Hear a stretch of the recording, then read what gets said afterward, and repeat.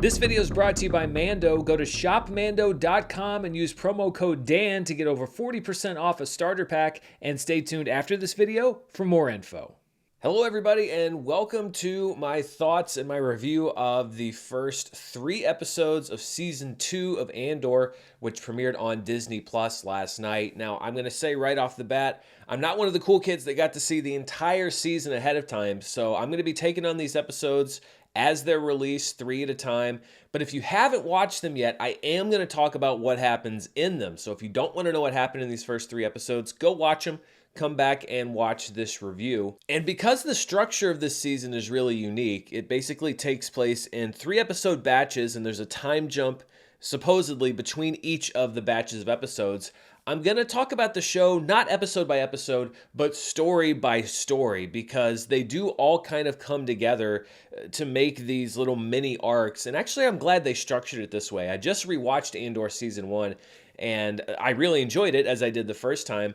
But I remember thinking back then, and again as I was rewatching, that I thought that they should have released them as basically mini TV movies, because that's how they felt. They were sort of in these little acts or batches. And so I'm glad that that's what they leaned into this time. And let's pick up with this second season, much anticipated second season. And we'll start with the namesake of the show, Cassian Andor. It's a year later, and he is now a full part of the rebellion. And we pick back up with him after he's infiltrated an Imperial test facility to steal the prototype of a new TIE fighter. Now, people who know more about Star Wars than I do have said that this is a TIE Avenger, and that this is a TIE fighter that appears in a lot of the other more extended shows in Star Wars media.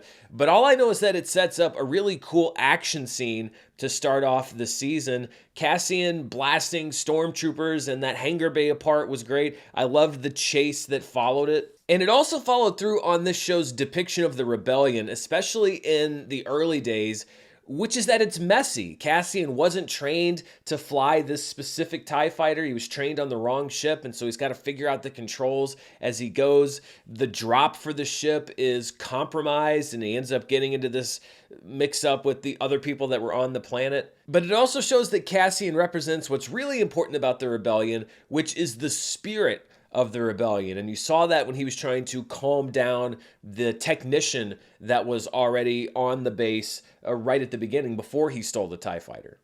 You're coming home to yourself. You've become more than your fear. One of the interesting things about the show is that underneath that scene, though, is the fact that in Luthen's rebellion, this is a person who is basically a means to an end, and she may very well be caught by the Empire, captured, maybe even killed by them for her role in this robbery.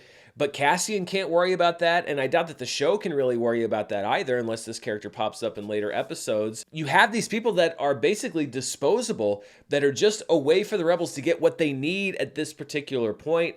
And this is something that ran all through Season 1. It's something that we've seen in Season 2. And ultimately, it is what is underneath Rogue One as well. Cassian's delivery of the ship goes awry when a separate set of rebels, not specifically aligned with the rebellion, intercepts him and the ship after killing his contact. And I have to be honest, of everything that we saw in these first 3 episodes, this is the part that I'm not entirely sure why we spent so much time with Cassian and these quasi-rebels. I mean, it does keep him out of the action and give the other characters something to worry about, but I don't quite know how this tied into the overall story as much as everything else did. It did fill out the world of the rebels and the idea, you know, we've seen Saw Gerrera. This is another kind of splinter faction, so it fills in the gaps a little bit. There were some comedic moments there, the idea that this conflict was going to be settled by intergalactic paper, rock, scissors. So it wasn't unenjoyable. I didn't dislike it, but I did think to myself several times, like, okay, I'm not really sure why we're spending so much time here. Maybe that will be explained in future episodes. It's already tied into the main mythology, because it's revealed when Cassian left that this whole thing happened on Yavin 4, and maybe his knowledge of Yavin 4 from this episode will somehow tie into why the rebels chose it as their base. Obviously in Rogue One and Star Wars. We're just not there yet, so I'm not going to make the final judgment on this storyline, but of the ones that we followed in these first 3 episodes, I think that this one was probably the weakest for me so far. Cassian's friends from Ferrix are holed up on an outer rim planet called Mearo, and the place really is just Maximus's dream. It's just wall-to-wall wheat as far as the eye can see, but this piece is shattered when the Empire arrives to take a planet-wide audit and check for illegal activity. It was pretty obvious from the start that Bix, Brasso, aka Beard Guy, and the third guy whose name is apparently Will, we're not going to get away clean from this situation. That wouldn't have been very interesting dramatically, but that's also not what this show is about. It's not necessarily about near misses or close calls. It's about the reality. And when you had that scene with Bix and the Imperial Lieutenant, at first I got Inglourious Bastards vibes from it. Then it took a much darker turn, ending in Bix killing him and the Imperial troops attacking. Cassian comes in just in time to save the day, but it's too late for Brasso. And I think that it's very realistic that we didn't get a big death scene for this character, even though he's been around since the very beginning of season 1.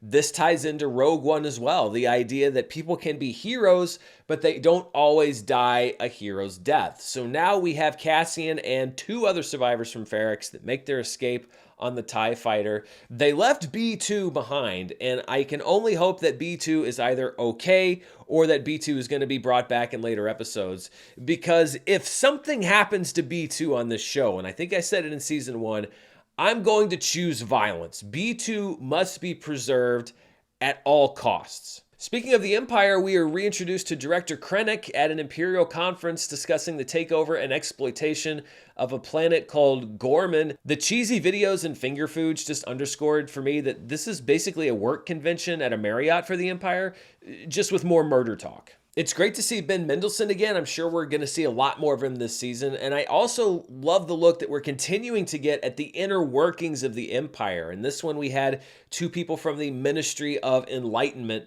which is basically the Empire's propaganda arm, and Gorman, which the Empire wants to exploit for this mineral called calcite that can unlock the Emperor's favorite thing, which is unlimited power. Now, I've heard that Gorman is a big deal in the Legends continuity because it ties into a big turning point for the rebellion and the outlook on the Empire across the galaxy.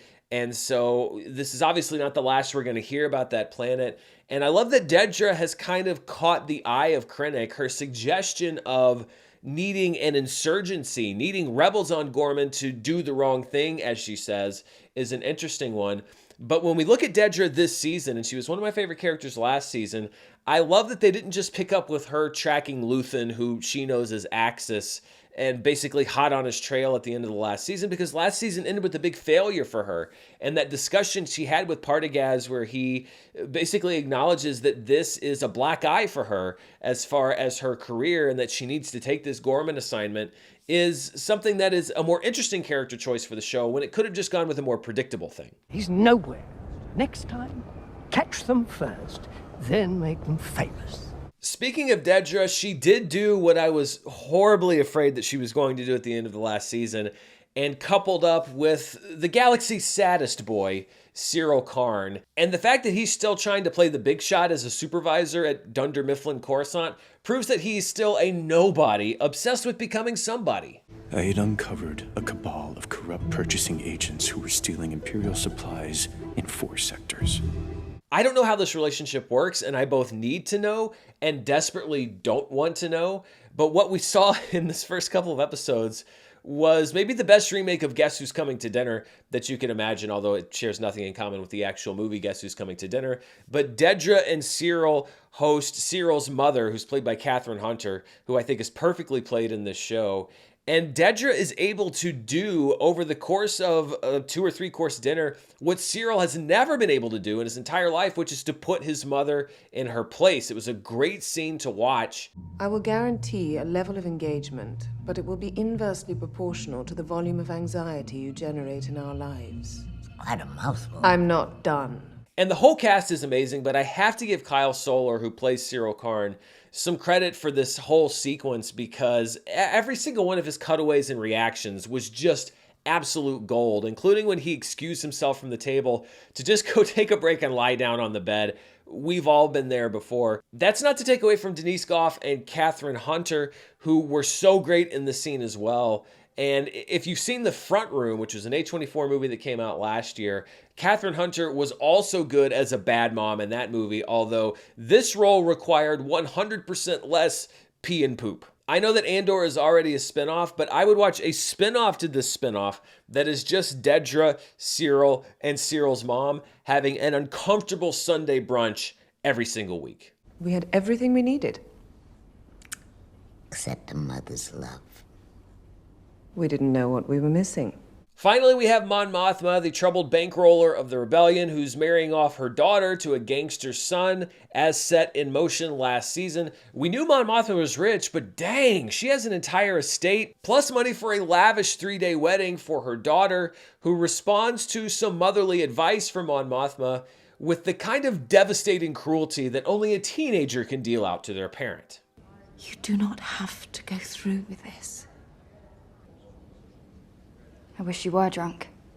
Weddings are supposed to be a happy event, but Mon Mothma has all kinds of trouble at this one. First of all, Luthen shows up unexpectedly to deliver a wedding gift. I love Stellan Skarsgård in this role. We didn't see a lot of him in these first 3 episodes, but he's so good at basically playing a double agent. And I loved that brief moment when they're having the cocktail mixer and he's talking to the Imperial officer, and he's so bright and cheerful, but it's obvious that he's just pumping the guy for intel. And where are you stationed?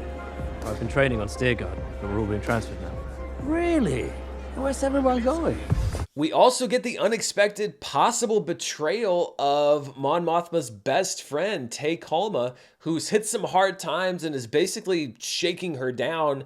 And even though there wasn't a whole bunch of the Mon-Luthen dynamic, really just the interactions they had at this wedding, I love the conversation that they had where Luthen essentially subtly suggests that in order to keep Tay quiet and make sure he's not dealing with anybody he shouldn't be, that they need to kill him. And Mon Mothma kind of plays innocent about what exactly Luthen is talking about. And this short interaction between those two characters just is a little capsule of what their relationship with each other is like.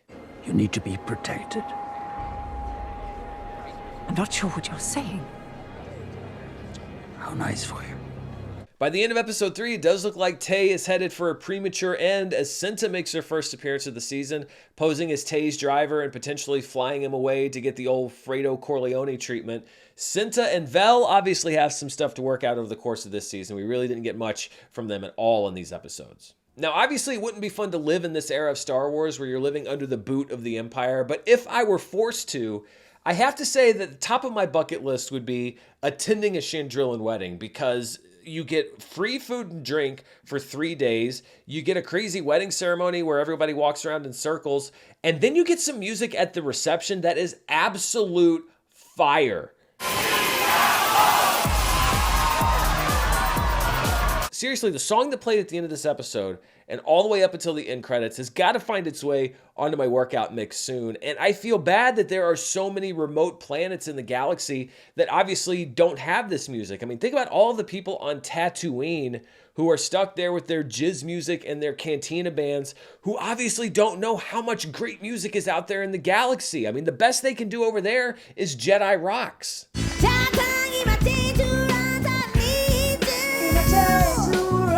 And the song was made even better by a heavily intoxicated Mon Mothma dancing like nobody's watching. I mean, she is dancing like she's trying to dance the Empire out of existence.